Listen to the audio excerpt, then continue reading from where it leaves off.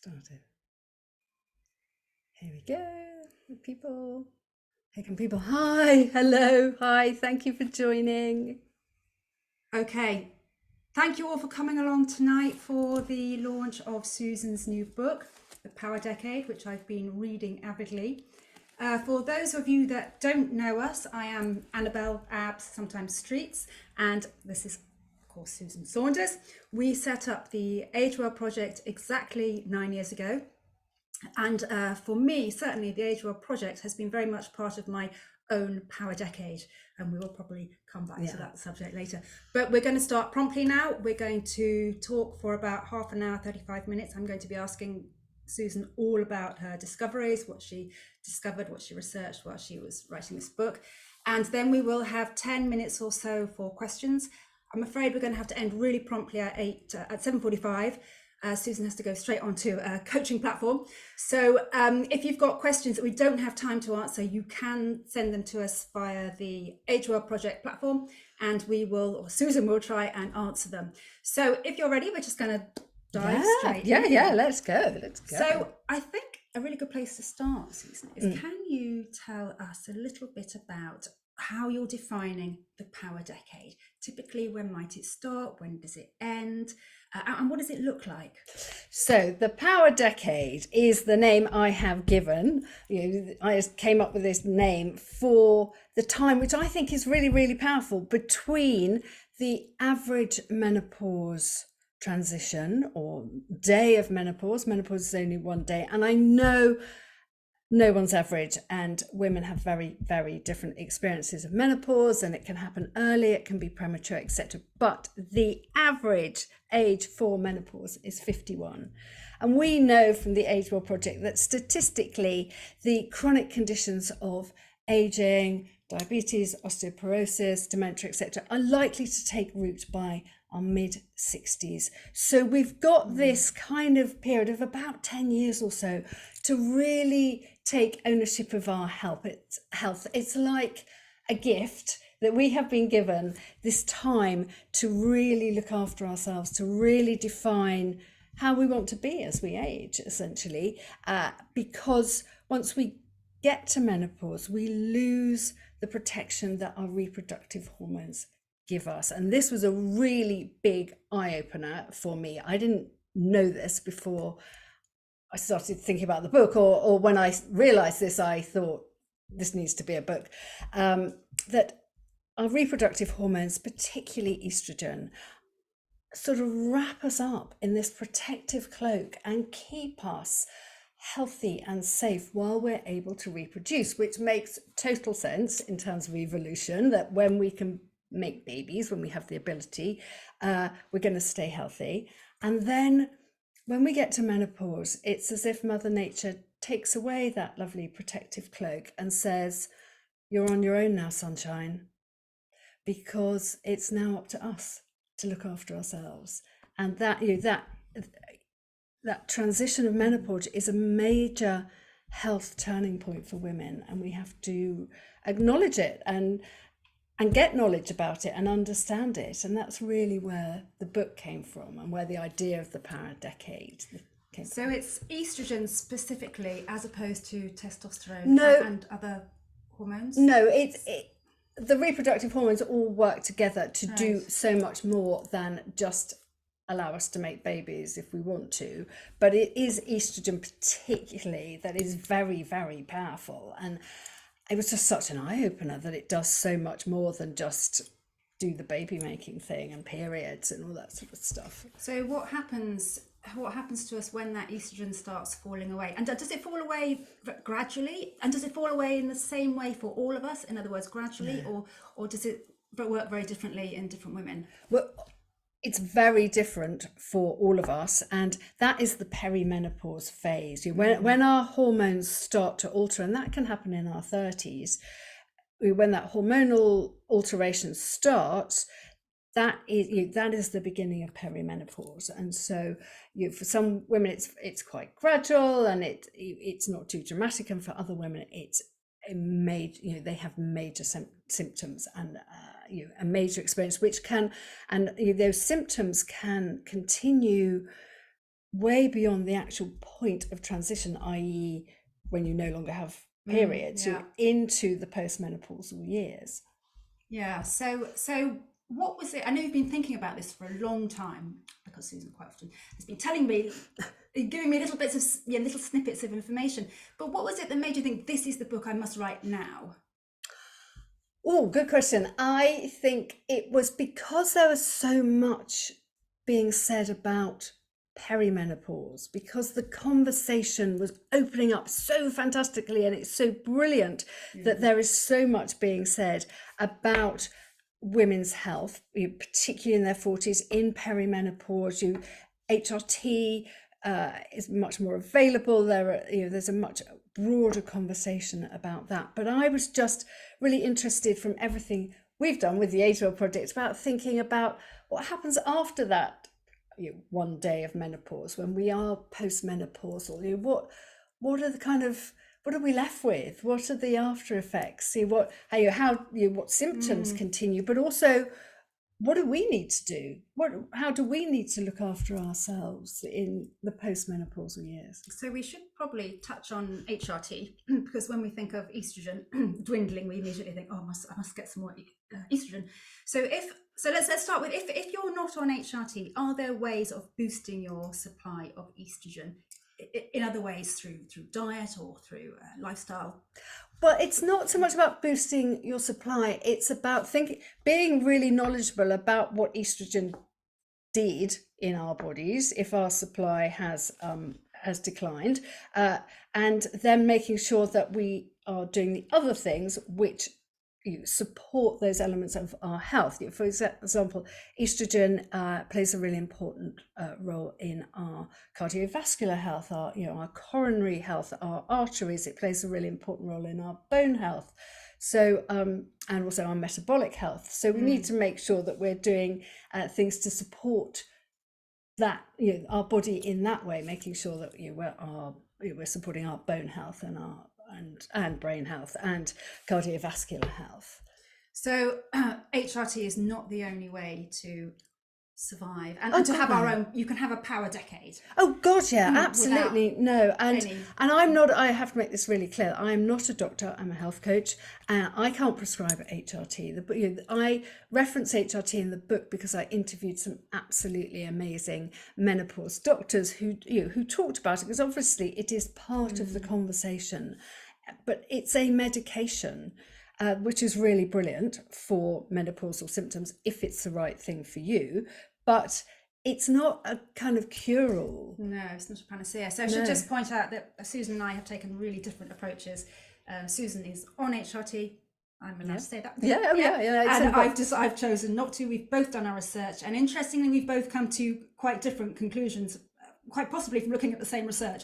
So in the book, Susan's really clear, and I love this message, which is, we all have to go out and do our own research, and we have to look at our own circumstances, our own, if we can, our own DNA profile, our own risk factors, and then come to our own conclusion. And I would say that when you're doing your research, and I did another sweep last night, because this book actually did make me rethink again, am I doing the right thing?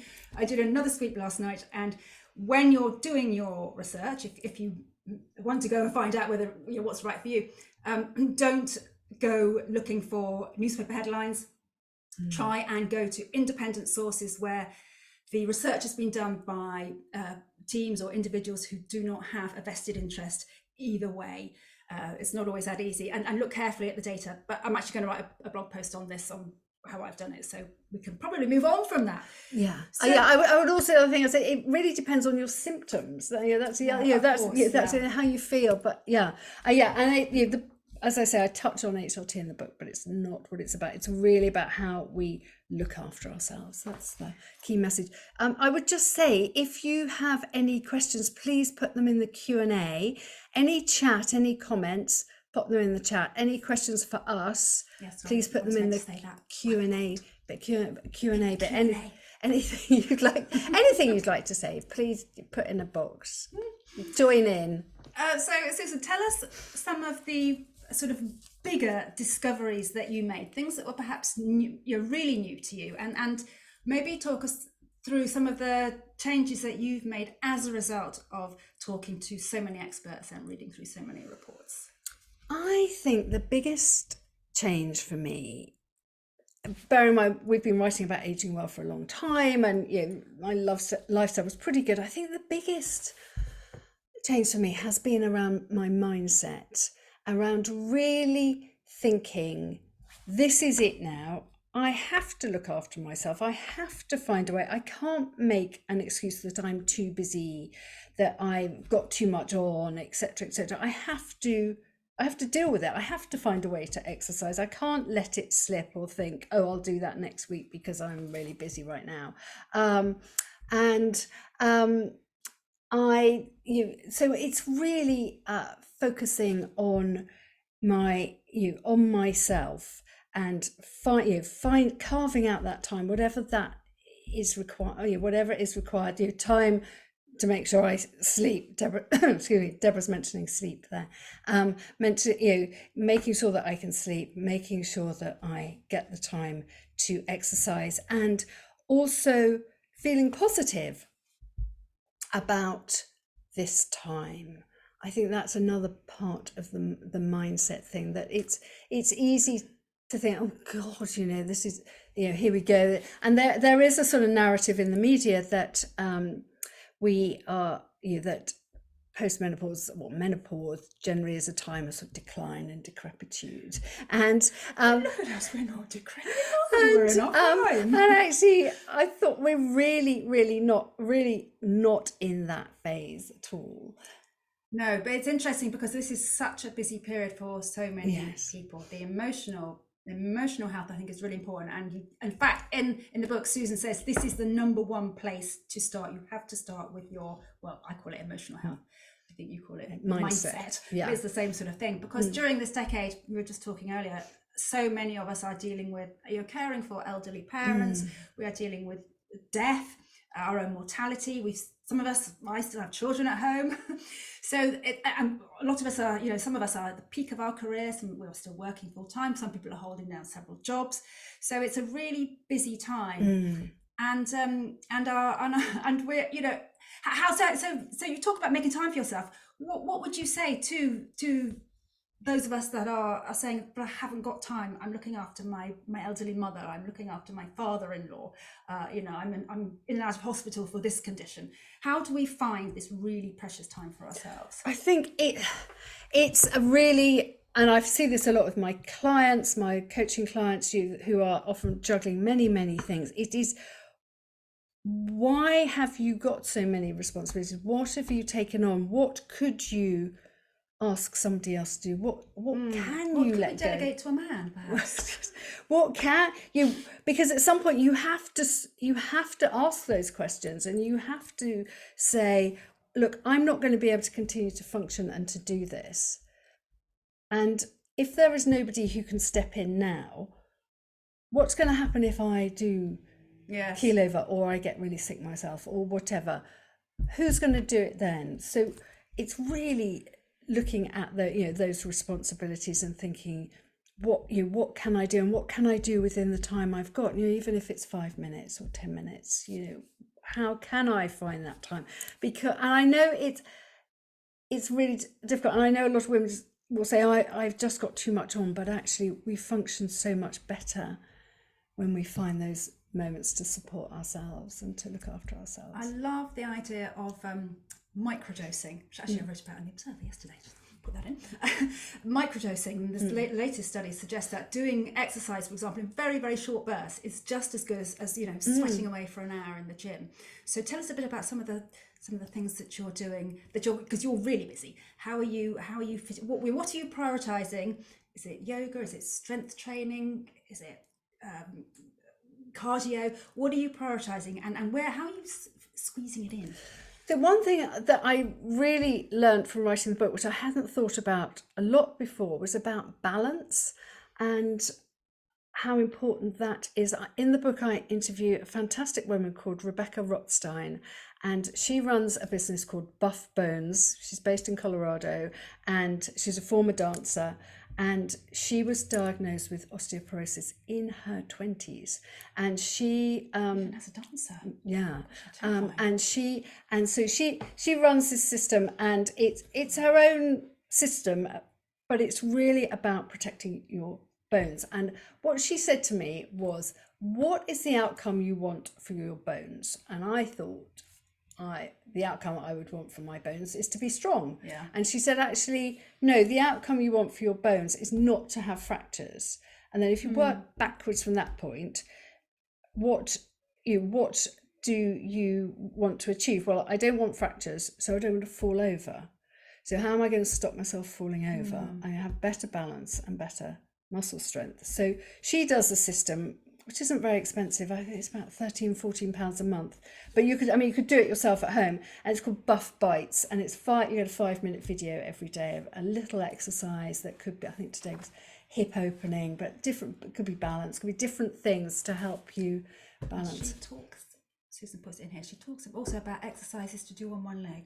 Oh yes, well we love a one-legged exercise. But she takes them a little bit further, doesn't she? Yes, so we've written a lot in the Age Well project about that sort of brush your teeth standing on one leg type thing. And she says, well, how can you go a bit further with that? Can you do it on a different surface? Can you do it on a thick mat or a carpet, or can you extend more, or it's just about working with your capabilities and just pushing a little bit more. So that was certainly something I've learned. And yes, strength training, so important. I think that is sort of the vital thing. As our estrogen declines, as we age, our muscle mass declines, and we have to keep building. We have to find the time to build that, and that I do at the gym, and I also do at home because I've got kettlebells. What do you do with your kettlebells? I sort of swing them around. Sounds dangerous. I swing them around, but I do follow. Is there a specific program you're following, or are you just literally swinging? No, I'm really not just swinging them around. That would be really dangerous. No, there is a program that I follow, and that actually comes from the gym. So, right. So you have a pair of kettlebells, and you'll just I've got 2 different weights. Yeah. I'm a big fan actually of just as followers of the Age Well project will know of just having a pair of hand weights, and while you're literally watching the television, just doing 5 or 10 minutes with your hand weights, just doing bicep curls and just lifting off above your head. But those sorts of bite-sized things are perfect for very busy people. I think so. And I think it's very easy to get into this sort of mindset that exercise or the gym has to be a really big thing, like I'm going to go to the gym with a big bag of stuff. As Tracy said, you can do it with resistance bands, which are so small. I love a resistance band. Sorry to cut in. I'm obsessed with resistance bands. They're very small, they're very lightweight. If you go away, you can just put it in a corner of your suitcase. If you go for a walk, you just put it in your pocket. And literally, when there's no one around, or when there aren't people around, you can just get the band out. And literally, there are 3 or 4 moves that I will do, which are brilliant. And you just do them as you're walking, and you come back with stronger muscles, and they're also very inexpensive. So thank you for mentioning that. You reminded me. My love affair with my resistance band. And Alison saying, what's her name? She's called Rebecca Rothstein. Her business is called Buff Bones, BUFF Bones. She's on Instagram and website and everything.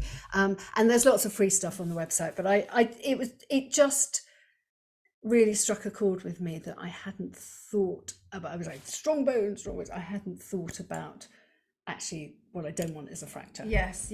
I love the idea of reverse casting as well. Thinking, not just thinking about now, but thinking in 10 years, what do I want to be able to do? And then working backwards. I think that's a brilliant tip. Let's talk a bit about brain health. So we covered the body briefly. The brain, what can you tell us about the brain during this period? Well, estrogen is a really important factor in our brain health. Our brain is full of estrogen receptors, and it impacts our memory and our vasomotor system, the heating and cooling system of the body, which is why we experience brain fog and hot flushes and night sweats, etc., during the menopause transition, because all those receptors suddenly are just being sent a bit haywire by estrogen fluctuating and then declining, and our Lisa Mosconi has done some really interesting work in this area around the energy usage of the brain during the menopause transition. If you look at a woman's brain before and after menopause, and you image that, the amount of energy being used just declines really quickly, like by about 30%. So it's just, brain's just not firing up as we talk a lot about wiring and firing, don't we? But it's just not firing up as much. Oh, because right. because estrogen has such a kind of a powerful impact on the brain. And So what can we do? so, well, we can, there are things we can do, which are really about our general health, like exercise and eating well and prioritizing sleep as much as we can. But also that process does settle down. It seems, and bear in mind, there's not enough research done on women and women's brains, and particularly post-menopausal women. But it seems that the brain kind of prunes off the bits it doesn't need, and then energy usage improves, brain fog gently lifts, hopefully not for everybody, but it does. The situation does improve once we are post-menopause for most women. Not all women. And the other thing to say is, of course, we know that women are statistically more likely to experience dementia. And again, we don't know enough detail, but it seems that potentially for some women, menopause and that major neurological transition we experience, for some women that might expose vulnerabilities in the brain. But again, that's something that's being researched at the moment, and that we can do a lot to balance out by really looking after our brain health and our general health. So let's talk a bit about food and diet and some of the discoveries. Well, some of it you knew already, but maybe some of the other discoveries that you made while you were writing the book. And I know both of us actually have been big converts to the need for more protein as we age. Can you sort of elaborate on that? How has your eating changed? Are you eating more of some things? Yes. Have you changed your supplements? I'm definitely making more effort to consume protein. I mean, when we started writing the Age Well Project, I was virtually vegan, and I wasn't a proper vegan who actually really thought about how much protein they were getting and making sure. I was just like, I don't think I should be eating meat because I want to age well, and I didn't think it through properly. So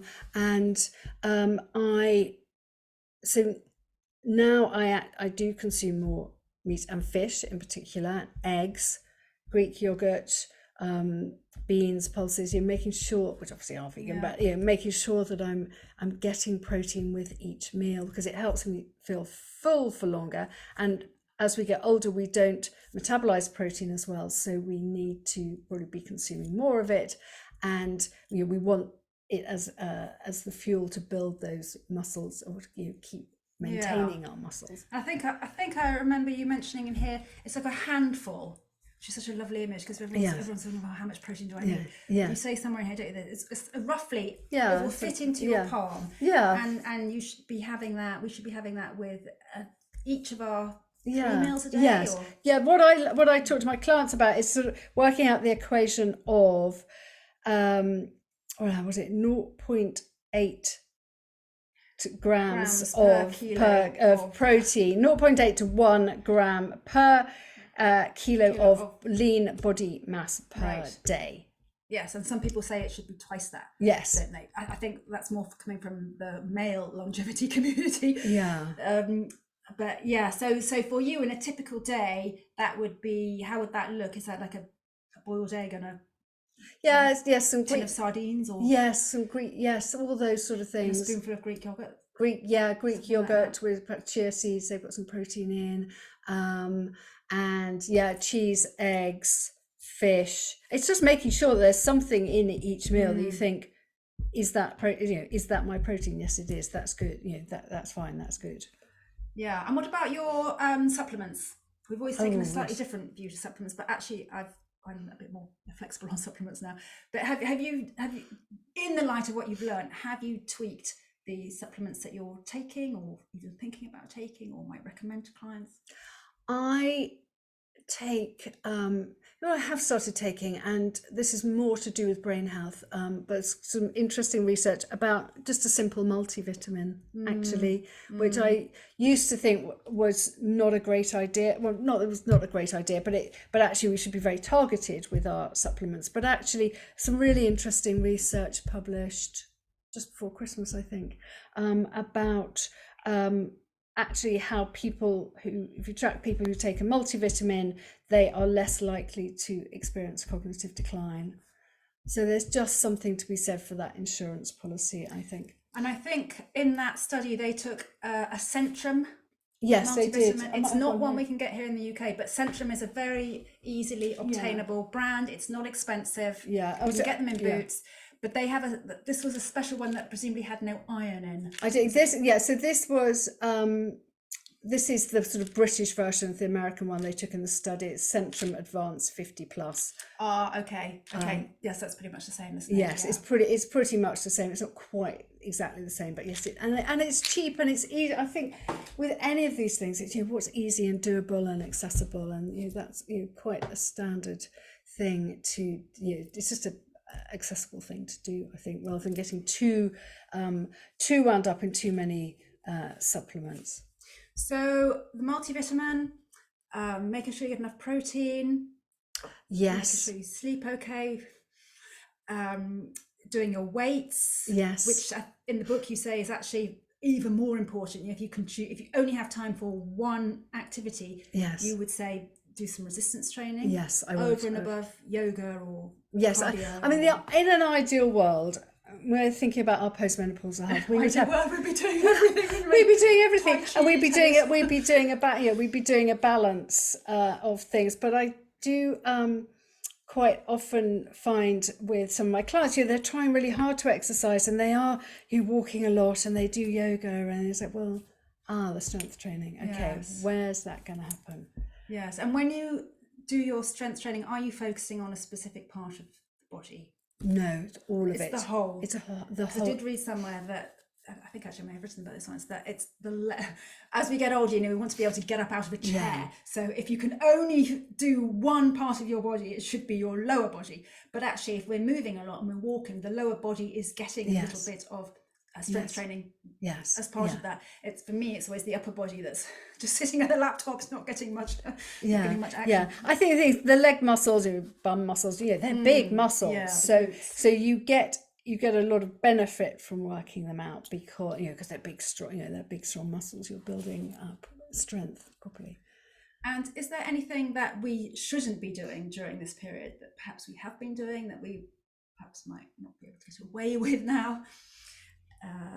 We obviously smoke. Obviously, there's the usual thing: smoking. Vast quantities of rosé. I think reevaluating our relationship with stress. Oh, that's interesting. Really is so important at this stage, and as you've alluded to, it can be a very stressful time of life for a lot of us. But trying to find a way through it, trying to find a way of managing that, whatever those conversations need to be to ask for help, be that within a family situation, a work situation, etc. Letting go of things, anything that we need to let go of, and finding ways of seeking joy, essentially. Yes. And some of the women I interviewed in the book were just so absolutely wonderful and full of joy. Tracy Aycock from Wellbeing Wisdom Club has already mentioned, and Jo Mosley, who just describes herself as a joy seeker and was really sort of one of the inspirations for the book, who saying she had found her own place of power sort of through her 50s and post-menopause.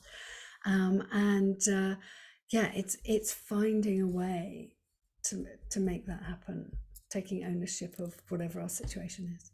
There's a lovely little tip in here which is about starting each day. I think you call it a low stress routine. Yeah. Can you tell us what your low stress, how do you start the day to sort of find that equilibrium from the beginning of the day?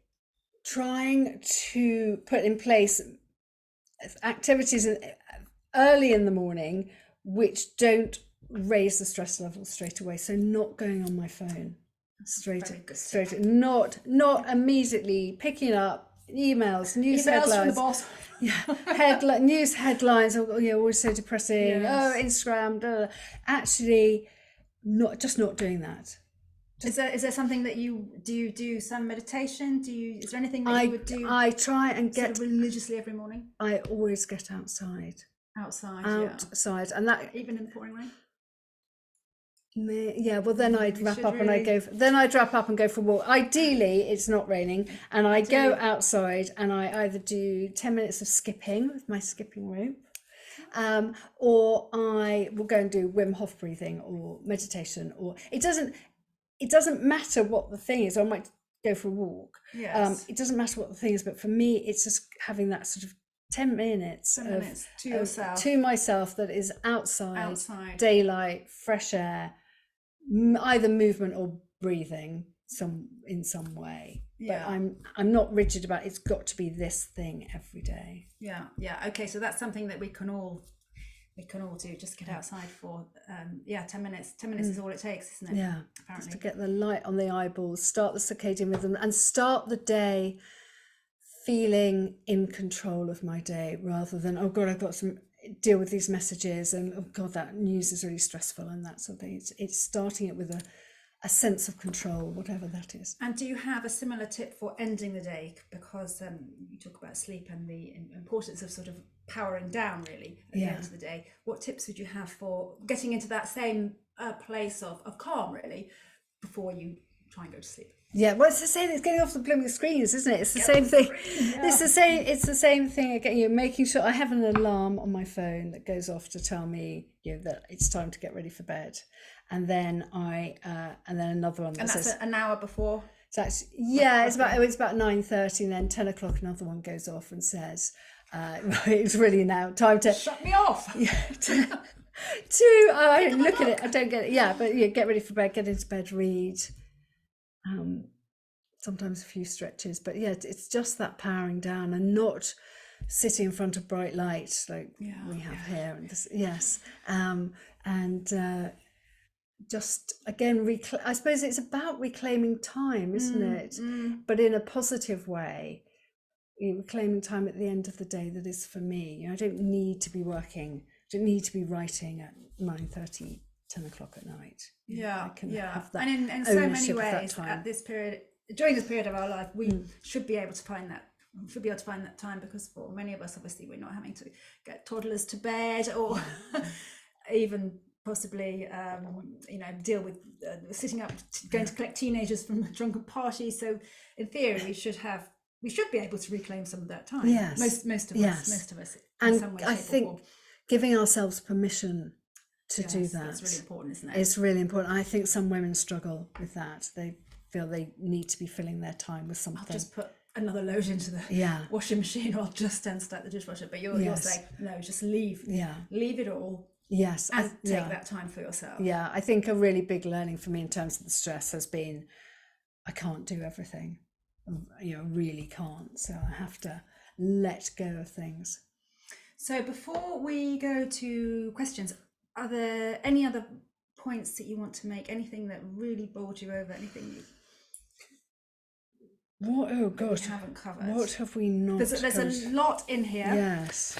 It's really interesting, but it's also very accessible. It's a quick, sorry, you don't mind if I say it. It's actually a quick and easy read. You're not going to be struggling with it, and you can dip in and out to the the sections that are more or less relevant to you. So I do recommend that you get yourself a copy of this. One thing we haven't talked about was that I did do a survey of Age Well Project followers. Yes. So thank you so much to the thousands of people who filled out the survey. I was so grateful. It was really brilliant. What did you find? I found that one thing that really stood out for me was for women in this very much in the power decade, sort of mid 50s to mid 60s, those who were still suffering or experiencing menopause symptoms had talked about this sort of unholy trinity of night sweats, insomnia, brain fog. Still there. So Very odd not to have that. these three things that all link up, and of course your brain's going to feel foggy if you haven't slept, and if you're having hot flushes, you're not going to sleep. So it's finding ways to manage that. Is that a conversation with your doctor? Is it something really simple like getting single duvets on your bed, and you kind of have a lighter duvet than your bed partner, and don't have one of those newfangled foam memory mattresses. They're really hot. Yes. I think they've just invented a new one that is for people who sleep hot, where you can actually cool down. But the current foam memory is not conducive to to remaining cool through the night. That's my top tip. Avoid those. Yeah. So it's you trying to actively find ways to manage that experience, so that you not going into your 50s and 60s thinking, oh God, I'm still weighed down with these menopausal symptoms, if possible. Yes. Shall we move to questions? So hopefully we'll have some questions. I think most of them are in the chat, actually. They're all in the chat, are they? That's probably my fault for not explaining that. No questions. No. Okay, let's have a little whiz through the... Okay, there was one about intermittent fasting. Someone else, someone mentioned intermittent fasting. How do you know? Oh, there we are. Yes. Do you want to do the question from Susan? How do you know you are post-menopause? That really depends. Technically, we don't know on the day. Technically, the day our last period starts is the day of post-menopause. We don't know that we've hit that for a year. So when we're a year past, and when we haven't had a period for a year, we are 1 year post-menopausal. Okay. But for a lot of women, they don't you might not necessarily know that, depending if you're on contraception, if you've had a hysterectomy, got a coil, etc. So for a lot of women, it's not necessarily that clear cut. Yes. And in fact, it's quite interesting if you're on a coil, for example, how do you ever even know where you are in the transitional process? You don't necessarily. No. So again, it's that's a question for your doctor. Good question from Alison here about intermittent fasting. I've heard it's not good for our age. We are big fans of intermittent.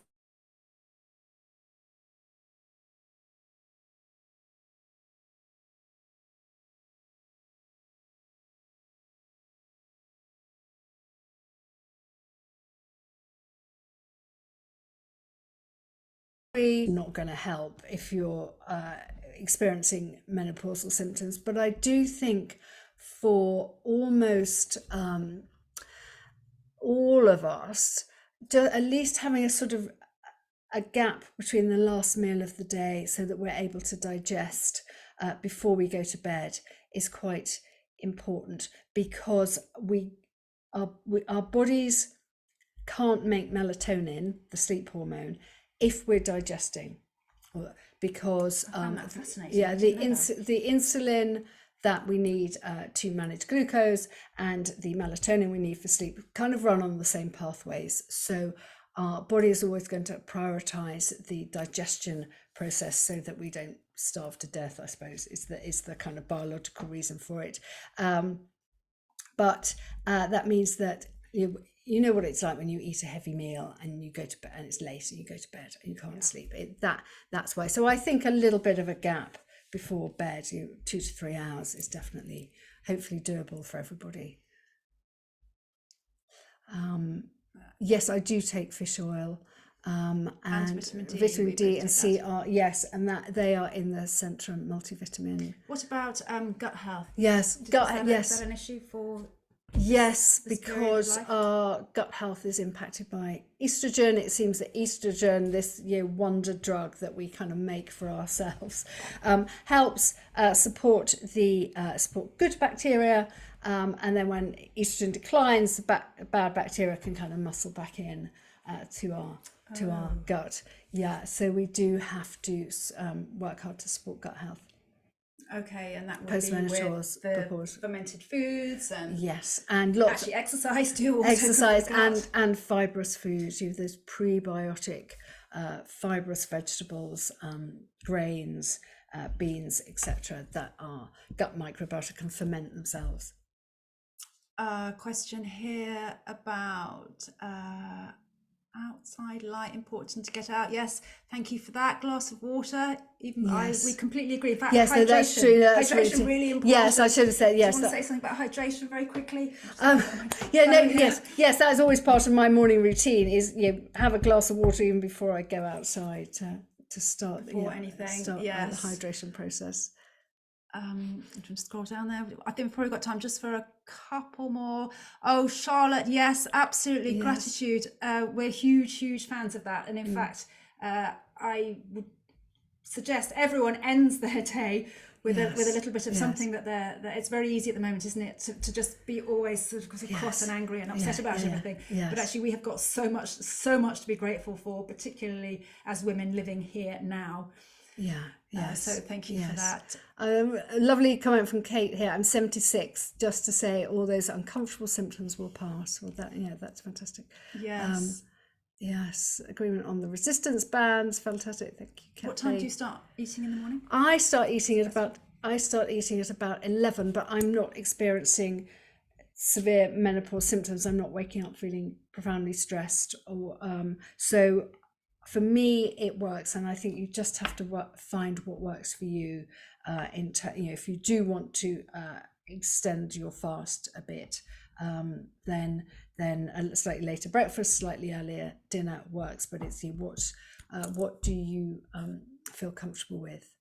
And of course, it depends on how late you ate the evening before, what time you ate your evening meal, and how large it was, and your own blood sugar levels. Don't be guided too much by what other people are doing, and certainly the whole one meal a day fad is really, I think, not right for women of our age. So don't take too much notice of all the celebrities on their one meal a day. And men particularly. Men, meal a day. I'm a man. Don't do that. Do you drink coffee? I don't, because it makes me jittery. Annabel does. I love a coffee. Yes. And some really interesting research last week came out that showed that people who drink coffee, they on average walk an extra 1,000 steps a day. So they're putting in their steps, but on average they sleep for half an hour less each night. So sort of bear in mind. But also you do talk about coffee in here, and I think you say don't go over 3 to 4 cups because a day. that